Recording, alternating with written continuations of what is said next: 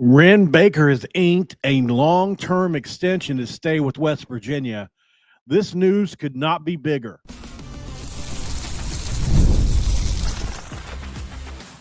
You are Locked On West Virginia, your daily podcast on the West Virginia Mountaineers, part of the Locked On Podcast Network, your team every day. Hey, what is up, guys? Welcome back in. My name is Mountaineer Paul. I am your host.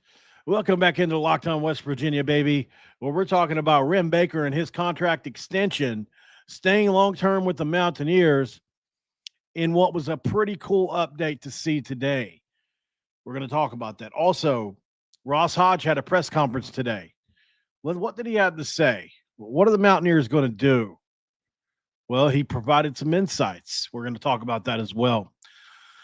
Thanks for making Locked On West Virginia your first listen and for being part of the Locked On Podcast Network, where we talk about your team, the Mountaineers, every single day. Going to be brought to you by FanDuel, of course. When we talk about FanDuel, we know we're doing it big because right now customers get $150 in bonus bets if you win that first $5 bet. You can't win if you don't play. Make sure you head to FanDuel.com today, Junior. All right, guys. Wren Baker signs a contract extension today. President Michael Benson, President Gee was involved. I think it was one of his last things that he did. So let's jump in and talk about exactly some of the specifics of that. All right. So through 2032 is what this extension is signed through. Metro News reported this today on the 24th in 2025. President Michael Benson on Metro News Talk Line said the deal was finalized on May 28th by former President Gordon Gee before his 80 jobs, before other 80 jobs like Oklahoma opened, and locks in Baker's leadership with some big raises. There are some retention bonuses and some pretty clear commitment. Overall, a massive win for West Virginia. And what we're going to do today is we're going to dive into 6 key reasons why his extension is a game changer for West Virginia's future and a really chaotic collegiate athletics landscape, because I don't think anybody can quite get or gather outside of our fan base how much this means to us. Okay. So details on the contract. So it's going to receive annual raises of $100,000 for each year of the contract, increasing his salary from $1.3 million in 2025 to $2 million in 2032. So that's a pretty big bump, guys. You also earn an annual retention bonus of $200,000 if he remains athletic director on July 1st of each year through 2029. The retention bonus does increase then to $500K in 2030. So some big bonuses here, right? Some big bonuses here. And here's the thing. This is just, and I want to throw this as a caveat next to what I have on my notes here, which is anytime your name in the collegiate game comes up in contract negotiations, or not contract negotiations, but in the running for another job, just go ahead and prepare to see a contract extension or something like that in the future for him. You just might as well prepare yourself for it. Wren Baker's camp said, hey, we're mentioned with the Oklahoma job. We were mentioned with the Missouri job. Might as well go ahead and use that leverage to our advantage and get a few extra dollars. Why not, right? So there's that. All right, so 6 key reasons why I feel like this is a pretty big deal, y'all. And honestly, man, deserving as well. Wren Baker deserves this. He's done probably more than most guys have to do in 3 years on the job by a long, long margin. I mean, it's just a long, long margin, really. You think of everything he's had to do. It is wild. Wild. Okay. So 6 key reasons, man. So reason number 1. We're at a rock. He can be a rock in the storm of collegiate athletics. College sports are absolutely wild right now. Revenue sharing, house versus NCAA settlement, conference realignment. It's going to be reshaping going forward and in 2030 at that. So he'll be here most likely since his extension's through 32. And it ensures that we have a steady, proven leader for through these times. Michael Benson said it best on News Talk Line. He has told me he is very happy here, and his wife and daughters are very happy here. We've extended his contract. He's doing an unbelievable job. He's the new chair of the athletic directors within the Big 12. And I've been on a few calls already with that group. He is very well respected. This vote of confidence from the top shows Baker is the right person to guide West Virginia through this turbulence. So, that was pretty big news that I didn't even know I had heard of that yet. Wren Baker is the new head chair of the athletic directors. That's a pretty big deal. We got a respected AD here, y'all. No doubt about that. So, he's got that vote of confidence. Number 2 reason, his fundraising. Obviously, we've talked about it. $10 million in 6 months was a massive boost for West Virginia athletics. Then you look today, Gold's Gym? Or I have to go back and look. West Virginia's added another partnership, guys. Let me make sure I get this right. West Virginia football. Okay. Just want to make sure I get this right really quick. All right. So West Virginia football has announced a partnership with,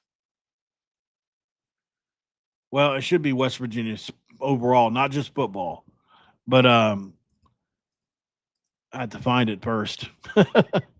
Oh gosh. I had meant to have this in my notes, but it happened. It was announced kind of close to the time I was doing researching this. So, let's see. Maybe it's West Virginia University. We'll see.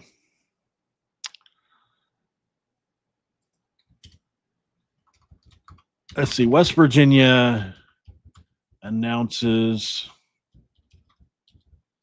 partnership with Jim. Maybe that'll do it. Yeah, Planet Fitness. That's who it is. Sorry, guys. I couldn't remember which one it was, and I wanted to make sure I had it right for you all. And this just happened an hour ago, literally, the same time as the Baker thing. So I was trying to get them both together. But so West Virginia's added a multi-year partnership with Planet Fitness, which is obviously one of the fastest growing franchises in all of sports as far as athletically, like working out, all that kind of thing.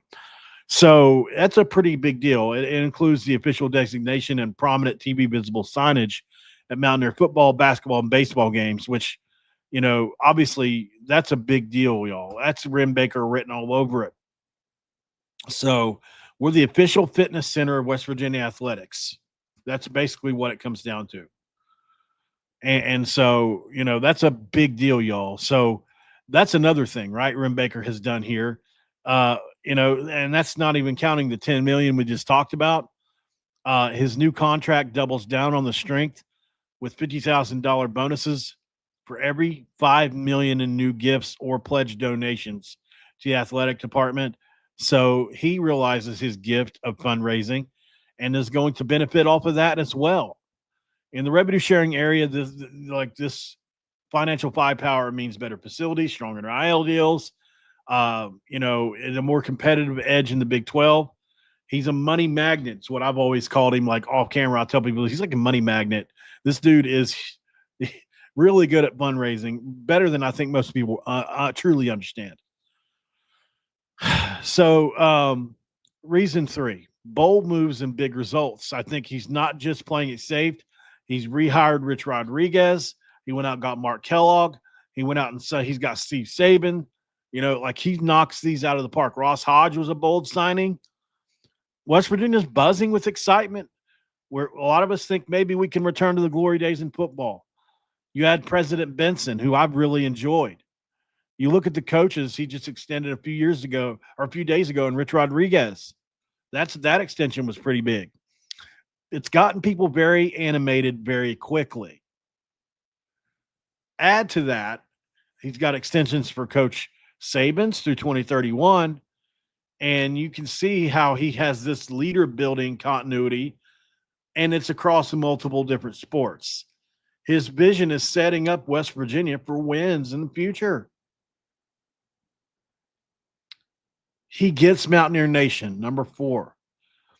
He's a valiant Oklahoma native who fits West Virginia like a glove. Wasn't sure how it was going to be in the beginning, but now we know. Like he told the Charleston Gazette, I love it here at West Virginia. My wife and 2 girls are more importantly love it here and love being here. We're very, very happy here. So he added 2 varies. The passion shows, in my opinion, in his fan focused kind of centric moves.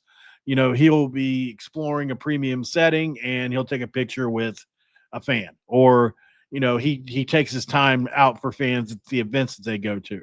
Right. He's also been exploring some premium seating and naming rights to boost revenue. So that's a big deal, like we just did with Planet Fitness. So his let's go on the contract signature is kind of cool too. I thought a little bit of a rallying cry, right? And kind of shows like he's happy to have done this. It's not reluctant. Reason number 5, I think, he's got us ready for a new era in college football with the House versus NCAA settlement, revenue sharing looming. He's already planning ahead to spend the cap and keep West Virginia competitive. I don't think there will ever be a time where we have to worry about it too much. It's going to be difficult. They're going to have to be up against deadlines, maybe fall short a little bit time to time. But overall, I feel like with Wren Baker here, we're not ever going to be in a situation where like we're going to hear like things like we heard out of Iowa this previous season, like they don't have any money. We don't know what we're going to do, like that kind of thing.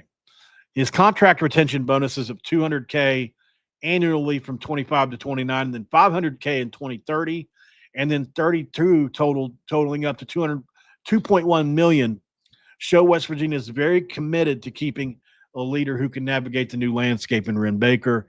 And as Big 12 AD chair, his influence extends beyond Morgantown, y'all. That's another thing we have to consider here. It gives us a voice in the national conversations. And like President Benson said, he's very forward thinking about where we want to take the university. I think he has, a very strategic side to him that a lot of athletic directors maybe don't have. Like Barry Alvarez was great for Wisconsin, but he was more of a reactionary guy, in my opinion. Wren Baker is very preemptive. He does things well ahead of time. He's already got a list of names for the next coaching hire in each individual sport. Number 6, building a championship culture. I think his track record speaks volumes at North Texas, where, they won 17 conference championships with a 70% winning percentage. At West Virginia, he's seen a 9-win football season with Neil Brown, unbelievably, and baseball went to the Super Regional last year in 2025. That $150,000 annual discretionary bonuses are at the president's discretion, and I think he's been incentivized to keep pushing for excellence here, right? I mean, you don't put these incentives of your contract if you don't think you can have success. So the extension means more championships, more momentum, and possibly a winning culture at West Virginia finally in football again. Finally. So I think overall this is a slam dunk for West Virginia. It's a bold deal, and it's going to lead West Virginia through the collegiate sports upheaval. And I think he's the leader that we need through this. And like President Benson said, he's doing an unbelievable job. And I think, they're thrilled that he's going to be here through 2032 or 2032. So I'm curious to know, though, what is your take on the new deal for Wren Baker? I know not everybody loves him. It's not 100%. Nothing is. There's no absolutes in this life. Share your thoughts with me on Locked On West Virginia down in the comments. Would love to hear from you. Don't forget to subscribe to Locked On West Virginia as we move through. And look forward to 2025, guys. We are here. It's almost here, baby. We're almost to football season. Can you believe it? Oh, my gosh, man. We're here. It's literally a little over a month away. Unbelievable. I can't wait, as you can tell. Like, I have to hold myself back sometimes, right? So let's roll through to segment 2 and talk a little bit about Ross Hodge and the things he said in the presser today. I've got some comments. We'll talk about him next. Like, what are they going to do with that last scholarship? Well, he talked about it. We talk next. And this episode of Locked On West Virginia going to be brought to you by FanDuel, y'all. And when it comes to FanDuel, you can't win if you don't play. And summer sports are in full swing. And whether you're all about baseball under the lights, golf on the green, or high stakes soccer action, FanDuel makes it the best way to make every game more exciting. And look, you're already following the action. Why not make it a little more thrilling? With FanDuel, you can get in on the action while your friends are getting sunburned on the beach. I've been using FanDuel to track down my favorite matchups, like the Breads right now, different things they do. I like that. And the app does keep it pretty fresh with new daily promotions and fun ways to bet. I'm one of those guys, I'll put 10 or 15 bucks every couple times a month on something. I don't spend a ton, but there are people that make good money at it. If you're new to FanDuel, new customers can bet $5 and win $150 in bonus bets. That's if you win that first $5 bet. Open up the FanDuel app today or visit FanDuel.com to get started. And in segment 2, we always open up and crack a celebratory do. In this case, for Wren Baker, welcome to 2032. I'm preaching it now. You're going to stick around to 2032, baby. All right, let me take a breath. I did get excited, John. I'm sorry. I got a little too excited here. But, I mean, I've got the flying WV carved in my chest, baby. Who else has got that, right? Come on now. Can't nobody love the Mountaineers like I love them. My buddy that's in the comments every now and then, Zach, he used to sing a song all the time.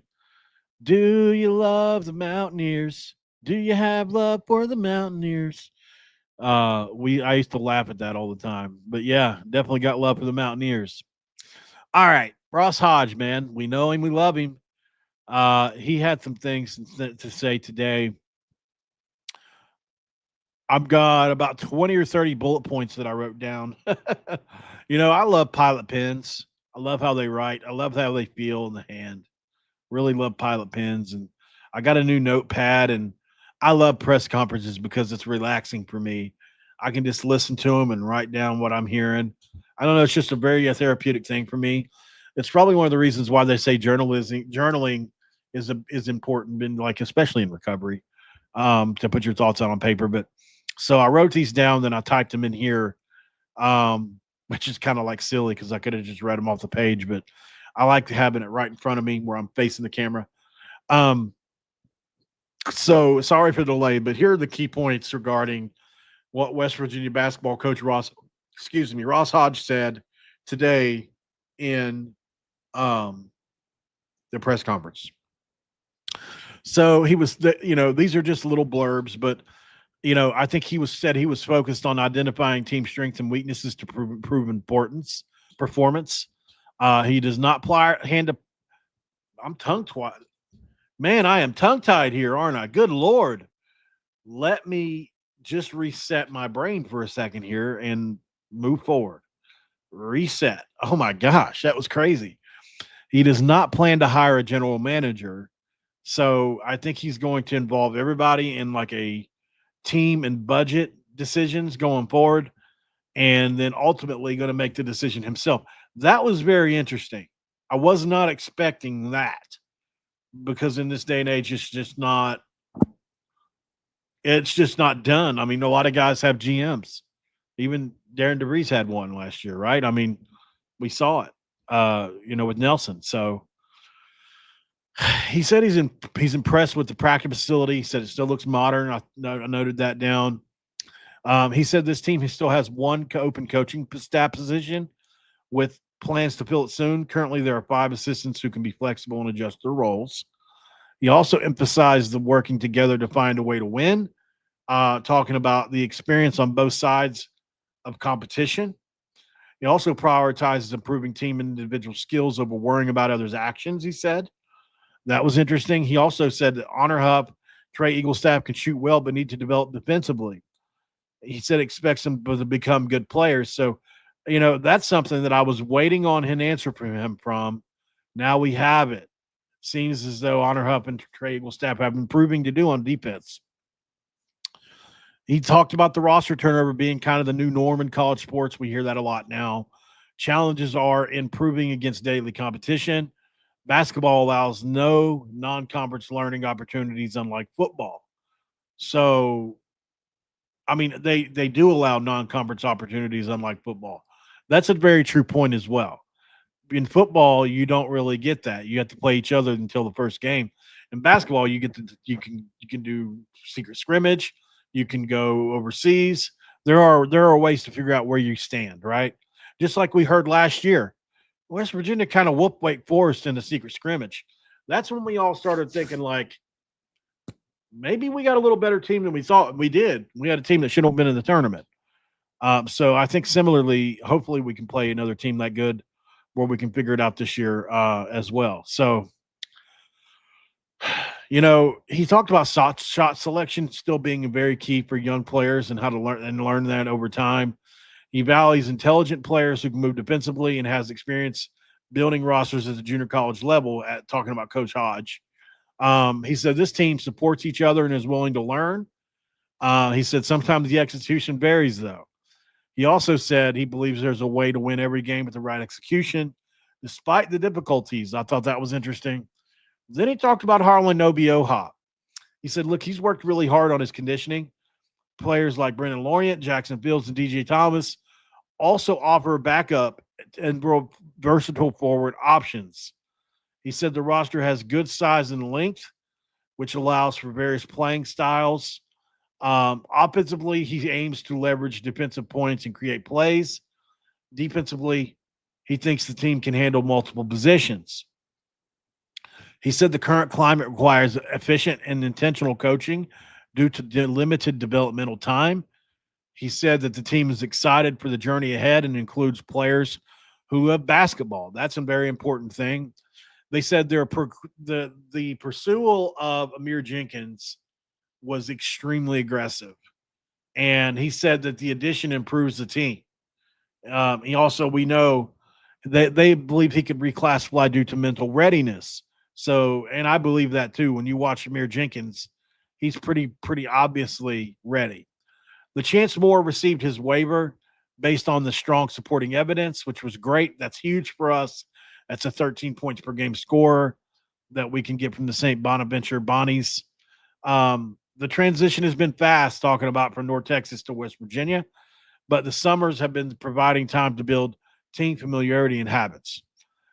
He also talked about how, the experience from winning teams and how that's important, and then how he plans to use the one remaining scholarship on the best player available, even though fans want another big player.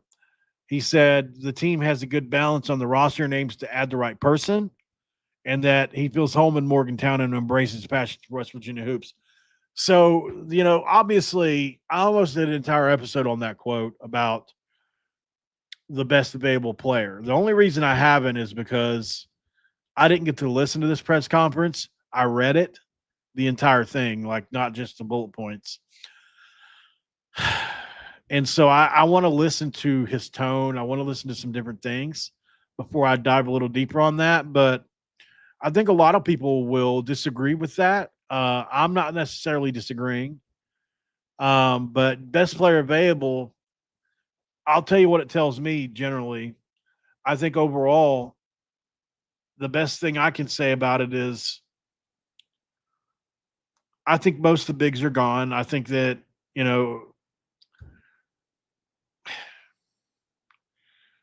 it's best player available, while that may be an unpopular opinion for a lot of people. I think it's probably the right choice. At the end of the day, you just want good players on your team. Sure. Do we need another big? Yes.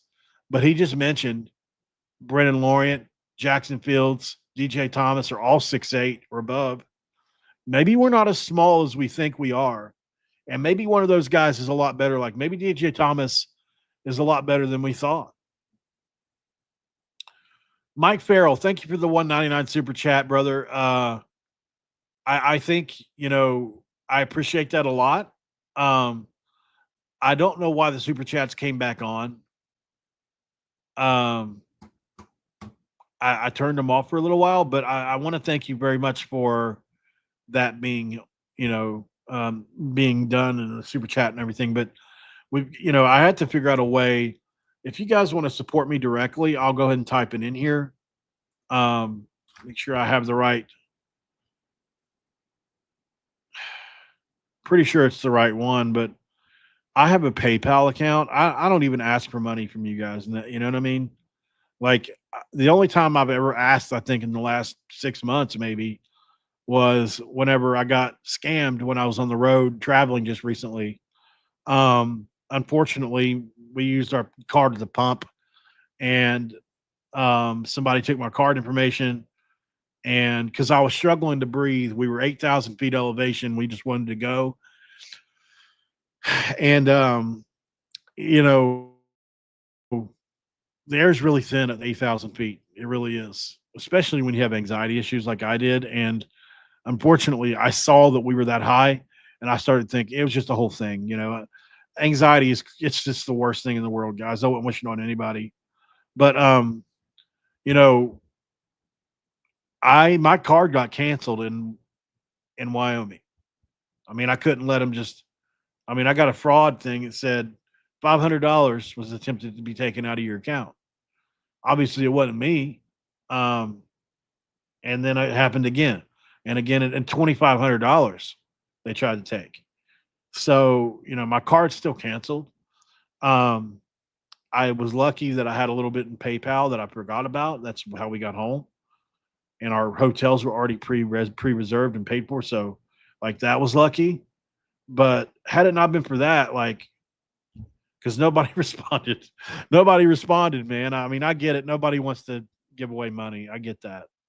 But man, I was nervous about it at first. I only put one little post out about it. It wasn't like I was, begging necessarily, but trust me, I didn't want to ask. I didn't. But anyways, if you want to support me, this is my name on PayPal, in the chat there, at Paul Rockel, which is just my name. It's not very fancy. PAULROCKEL. If you want to help me out at all, I mean, this is what I do for a living. This is the only income I have. I don't ever really ask, but I will put it in here this time. Probably need to add it to my links so people just know, but either way. All right. So Ross Hodge,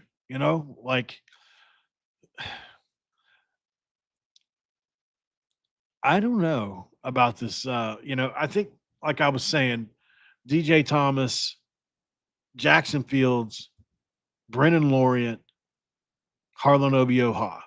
Those are 4 guys all over 6'8". Also, I do believe, I'm almost 100% sure that we have another guy that's over 6'8". And let me make sure. Let me just pull up the West Virginia basketball roster. That'd be easier. Okay, so Google makes me so mad. Tucker DeVries, Amani Hansberry. It's like that's last year.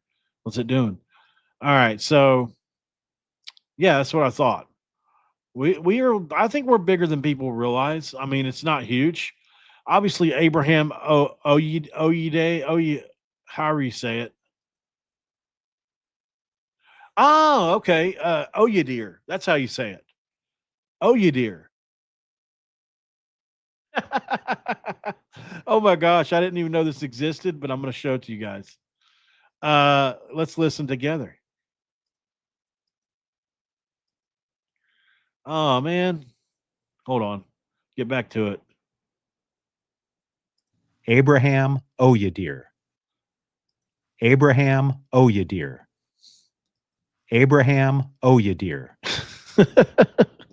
Oh gosh, imagine just recording that on a loop and then just trying to make a rap song out of it.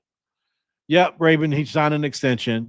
Okay, so DJ Thomas is 6'7", my apologies. Oyadir, 6'9".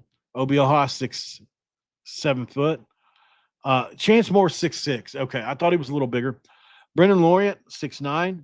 Honor Huff, 5'10". Obviously, Forsyth, 6'5". Floyd, 6'3". Fields is 6'8". Eagle Staff is 6'8". Where's DJ Thomas? There he is, 6'7". Okay, so you got a 6'9", a 6'7", a 7 foot, a 6'6", a 6'9",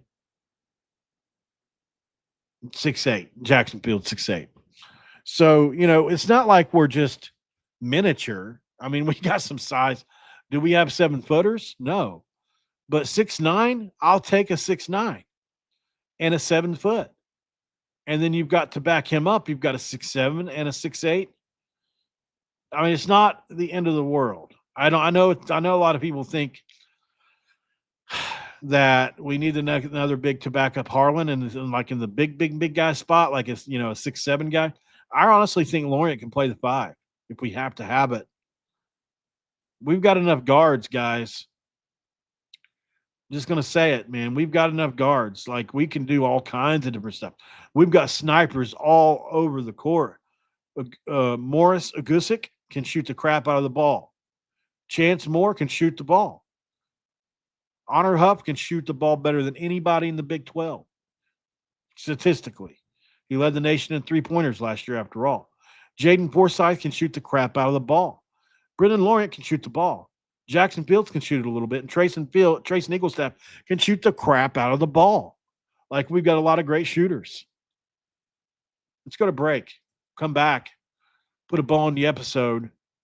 Maybe we'll watch a little bit of tape for funsies. Just have a look, see at a couple guys we haven't watched in a while. I think that'll be fun. We'll do it next. Right after the break.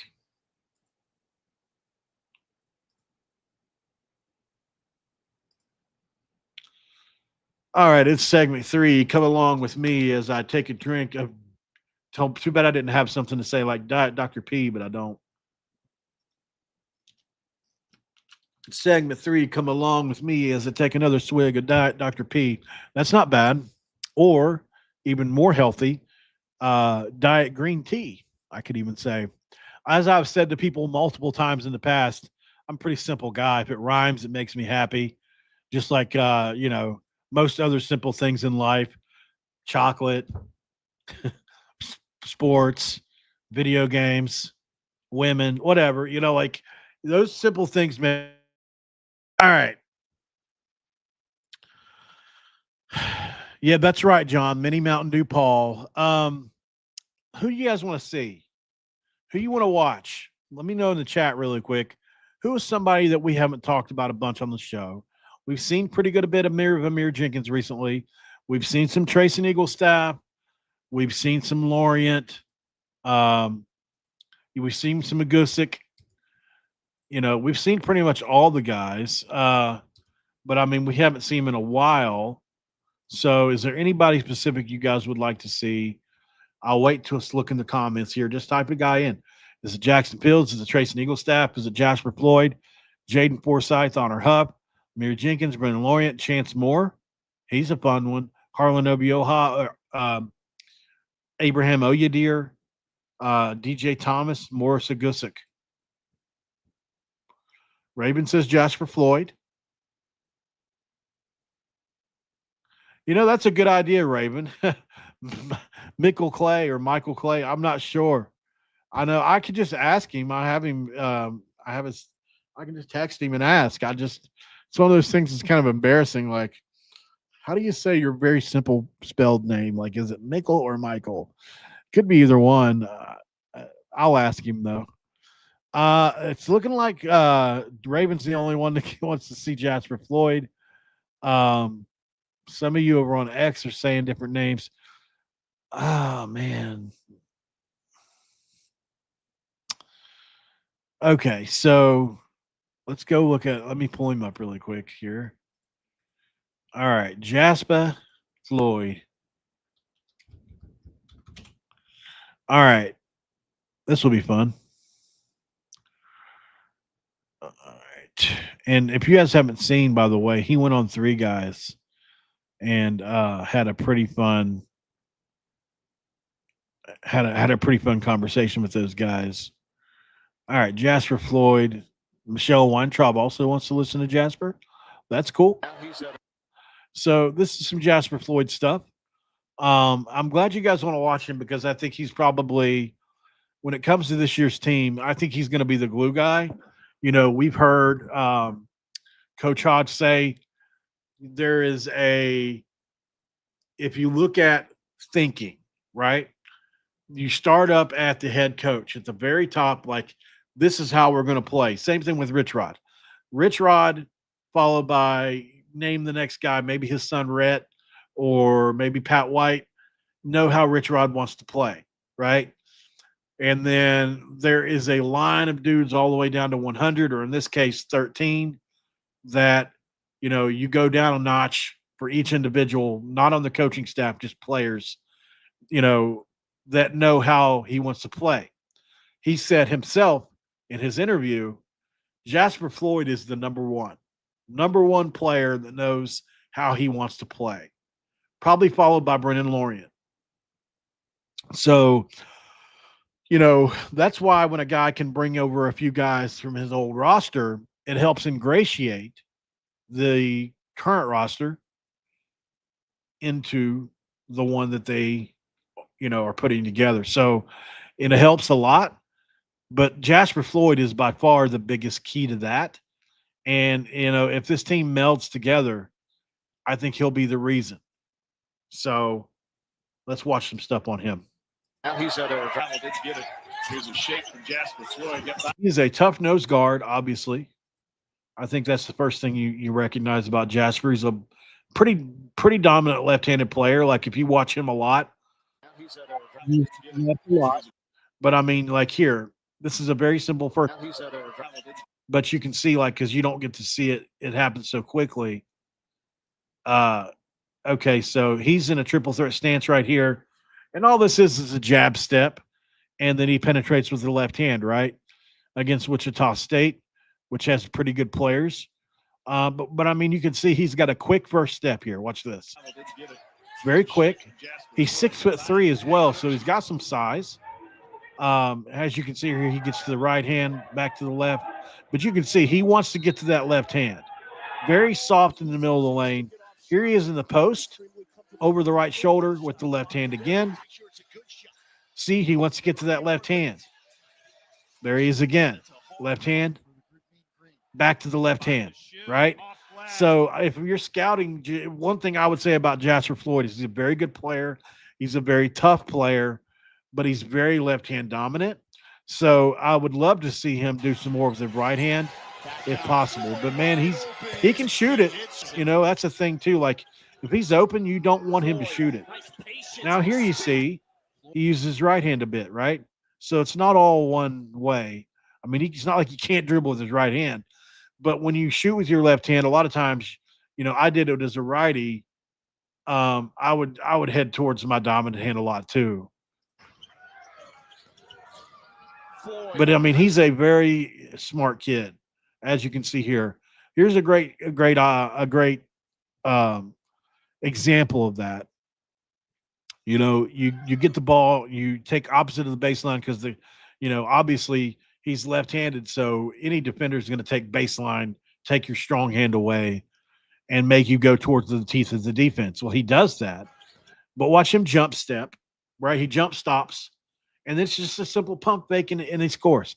It's nothing mind-blowing, but you see this a lot with him on film. Very high basketball IQ. He doesn't play fast. He actually plays very slow, methodically paced, which is exactly what you need out of your point guard. Very similar to, I would say, Javon Small in some ways as far as IQ goes. Pump fake, up and under. Patience, that's a great way to put it. As you can see here, he's very good through all different kinds of contact, right? Something he does extremely well is finishing through contact. Here's a great example of that. Floyd, top of the key, strong drive.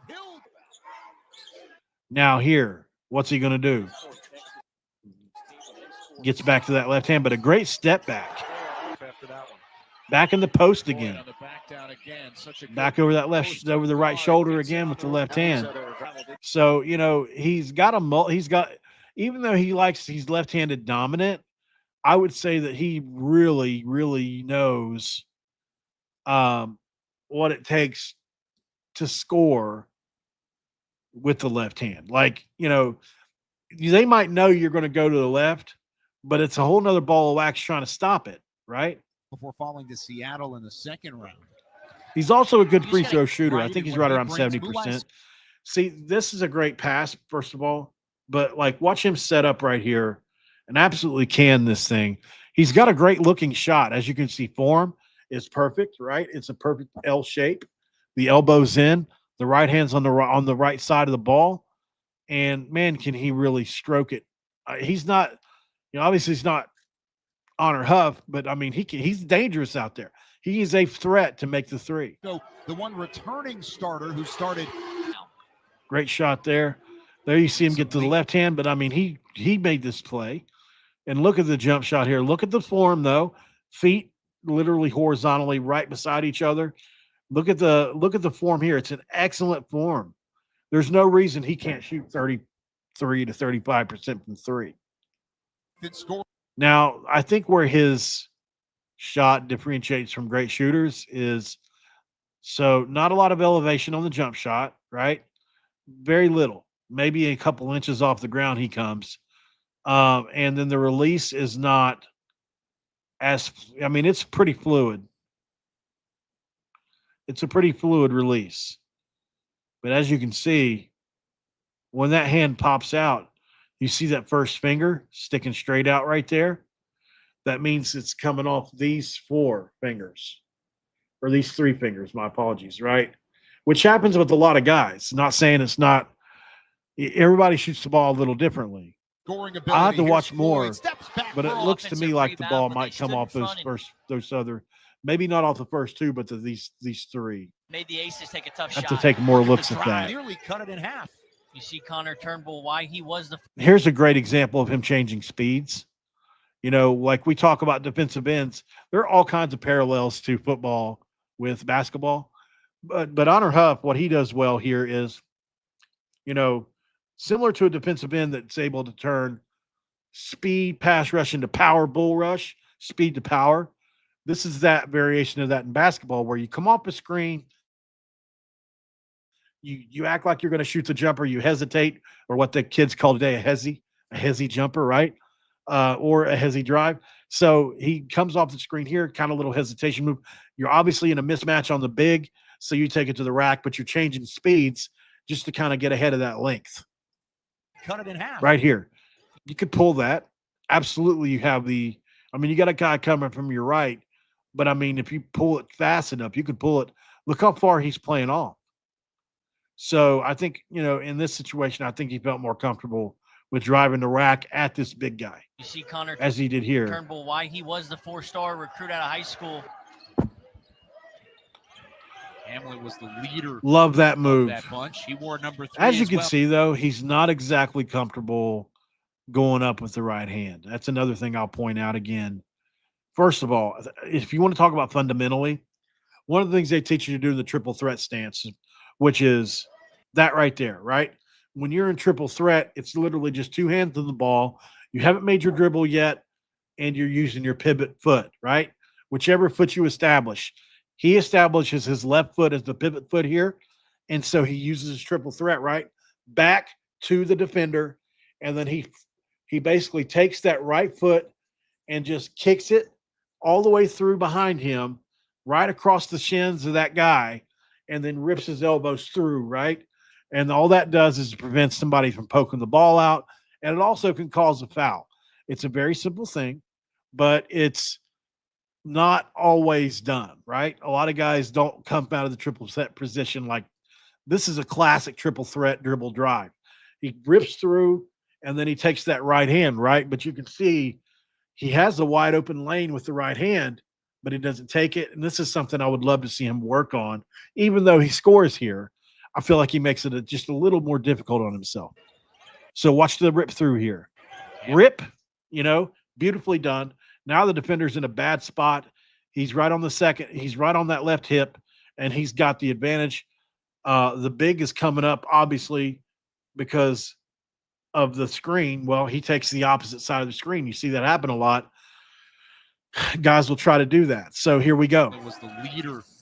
And you can see he's pretty much got a wide open right-handed layup, or if this guy comes up, he's got to pass. But he turns and of that jumps, bunch. He which I'm not saying is necessarily. I just would like to see him shoot with his right wore side. number 3 as well. Here's a new number 3. Floyd, top of the key, strong We saw drive. it earlier. Take the Great through Floyd contact. will take off, trying to get around Comer. Beautiful He'll float shot. it in. 2015 beat Winnipeg. So CBI let's first see if we can round see it before here. falling to no, we Seattle can't. in the I was second hoping to round. see his jump shot there, He's but got we didn't see right it. in what he brings. Moulin Well, maybe we can see it here.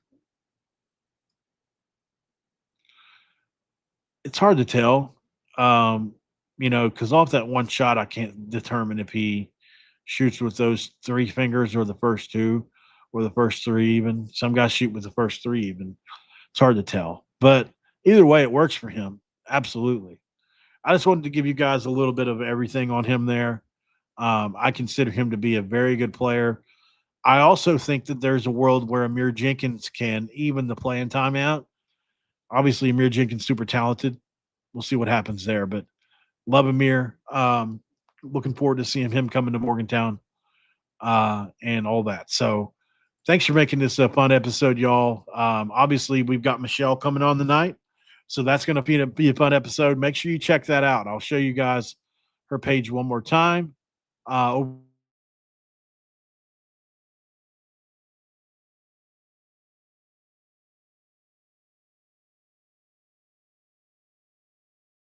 If you guys want to join this evening, did I lose connection? That was weird.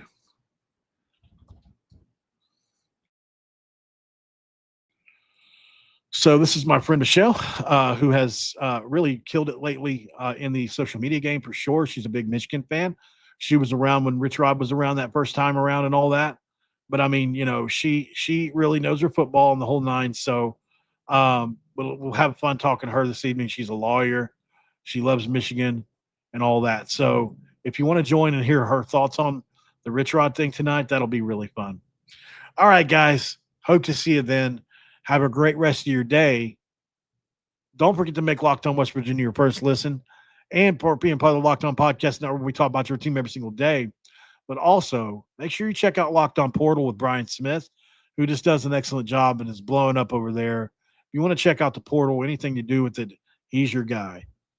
But until then, until later tonight, I'll see you guys at 8:30 when we talk to Michelle. Later.